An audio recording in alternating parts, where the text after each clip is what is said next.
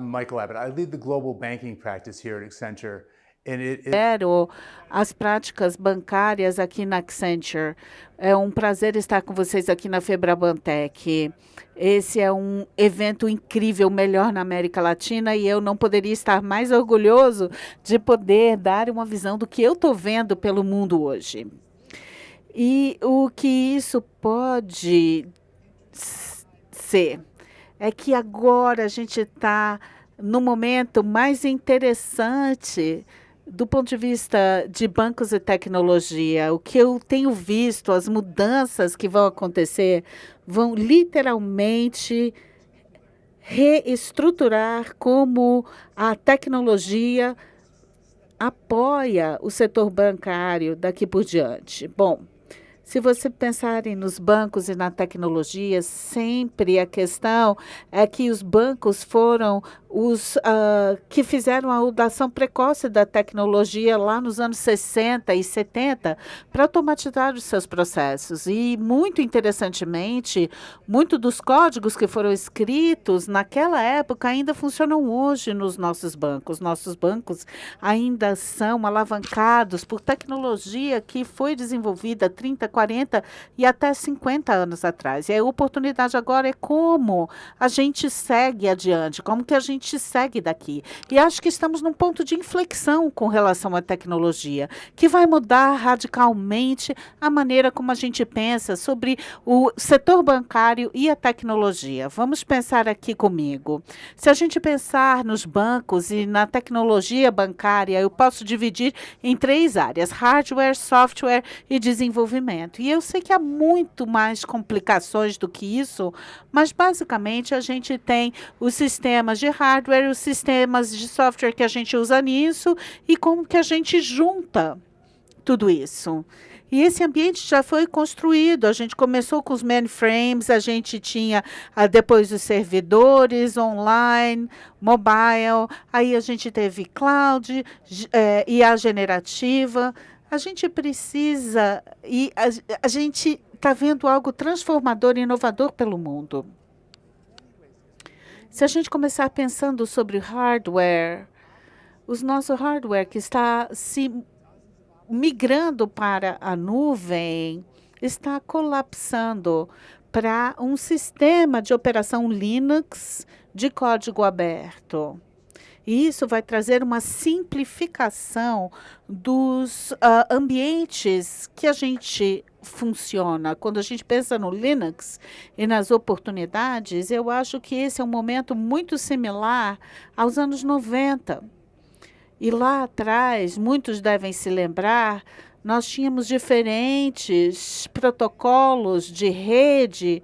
A gente tinha Novell, Apple e muitos outros protocolos que eu já mencionei, mas foi até a gente padronizar esse protocolo em TCP/IP que a gente conseguiu liberar o poder total da internet. Eu acho que a gente está no mesmo ponto com a nuvem e os sistemas operacionais. Vamos padronizar os sistemas operacionais no nível mais básico e isso vai simplificar o que acontece.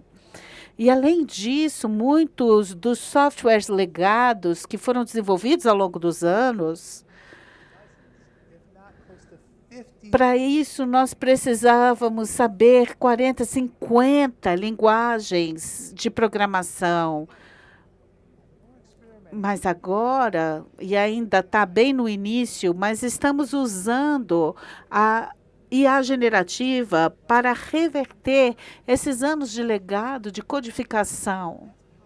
E isso é muito poderoso para a indústria.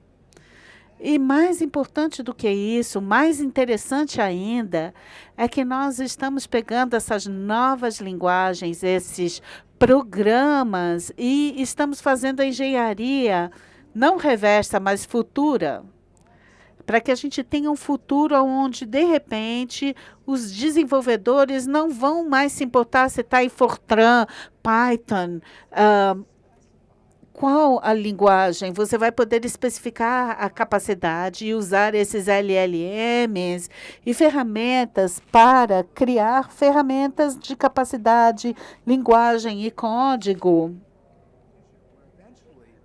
E um dia no futuro não haverá mais linguagens de programação. Não vai mais ter nada disso. Agora imaginem isso, a gente vai ter um sistema operacional comum para todos os bancos, de código aberto. Estamos desenvolvendo capacidades para especificar as linguagens naturais. Nós todos vamos poder definir tudo ao mesmo tempo, concomitantemente. E o poder é como isso vai mudar a experiência do consumidor. E é isso que eu quero que vocês pensem, de muitas maneiras, ao nos tornarmos digitais. Nós fizemos um trabalho fantástico, tornando a experiência do consumidor muito simples. A gente pode olhar o saldo, pagar as nossas contas, tudo muito fácil, 24 horas, 7 dias por semana. A gente movimenta nossos fundos, a gente investe. Essa é uma mudança fantástica da maneira como a gente já operou. Mas ao nos tornarmos digitais, de muitas maneiras, nos tornamos funcionalmente corretos, mas remotos do ponto de vista de sensibilidade. Ninguém mais vai lá no banco e as pessoas não querem pensar na hipoteca, elas querem comprar a casa, elas querem a família, eles querem um lugar para viver, um lugar para ter uma conversa. E eu acho que a grande mudança da tecnologia com inteligência artificial é colocar esse elemento humano de volta para o banco. Há 50 anos a gente entra numa agência e as pessoas sabiam quem a gente era, te chamavam pelo nome. Mike, o que você precisa hoje? Com a IA generativa, a gente vai poder fazer isso de novo. A gente vai ter uma conversa por texto. E pode ser muito simples. E aonde eu vejo o futuro da inteligência artificial não é na automação, é colocar esse fator humano, essas conversas personalizadas, trazer isso de volta. A gente pode falar, eu quero um lugar para minha família viver, para criar os meus filhos. E é aí que a gente vai poder realmente trazer a humanidade de volta. E eu quero mudar aqui um pouco do ponto de vista. Nós podemos pagar as contas pelo telefone, com cartão, mas todas essas coisas hoje são desconectadas da nossa experiência. Mas e se no futuro, de repente, se você entrasse no aplicativo do banco pelo telefone, você simplesmente pudesse virar o telefone e passar o cartão e pagar alguma coisa com Google Pay, com Apple Pay, você já consegue usar o telefone para pagar e você pode ver o seu saldo, você sabe aonde você está, você vê quais pontos de rewards você tem. Os bancos podem encontrar maneiras de trazer e agregar mais valor para o cliente. E antes de falar sobre isso, eu quero dar um passo atrás e perguntar para vocês uma pergunta muito importante, que as pessoas me perguntam o tempo todo. Qual é o valor dos dados bancários? E antes de vocês me responderem, faça uma outra pergunta para vocês mesmos. Qual é o valor dos dados do Facebook sem o Facebook? A gente tem valor nos dados do Facebook sem o Facebook? E eu diria que não. Não existe valor nesses dados sem o Facebook. E eu acho que a mesma coisa é verdadeira para o setor bancário. Os dados bancários não valem nada sem a experiência, sem poder ajudar o cliente a fazer uma coisa diferente através disso.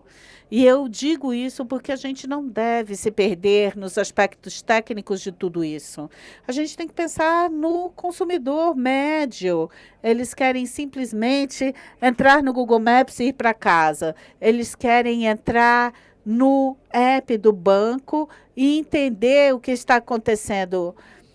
A gente tem que entender qual é o objetivo para a gente poder lidar com isso. Então, se eu tiver lá nos meus pagamentos e eu vir o meu cartão no meu telefone e eu puder pagar e eu puder ter ofertas customizadas, se eu puder ter recompensas específicas, se eu puder pagar e receber uma recompensa imediata, de repente, o meu aplicativo do banco não é só um lugar para eu verificar meu saldo e pagar minhas contas, é um valor a mais.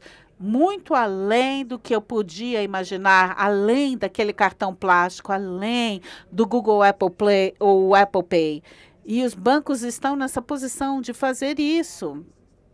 Com esse sistema operacional comum, com esse desenvolvimento se tornando muito mais fácil com a IA generativa, para entender melhor o cliente, trazer de volta uma experiência que seja de trabalhar com aquele funcionário do banco que te conhecia pelo nome. Eu não posso imaginar um momento melhor para estar nos bancos. Muito obrigada, então, por me ouvirem no dia de hoje. Eu espero que possa encontrar com muitos de vocês ainda nessa feira. Obrigado. Boa tarde a todos.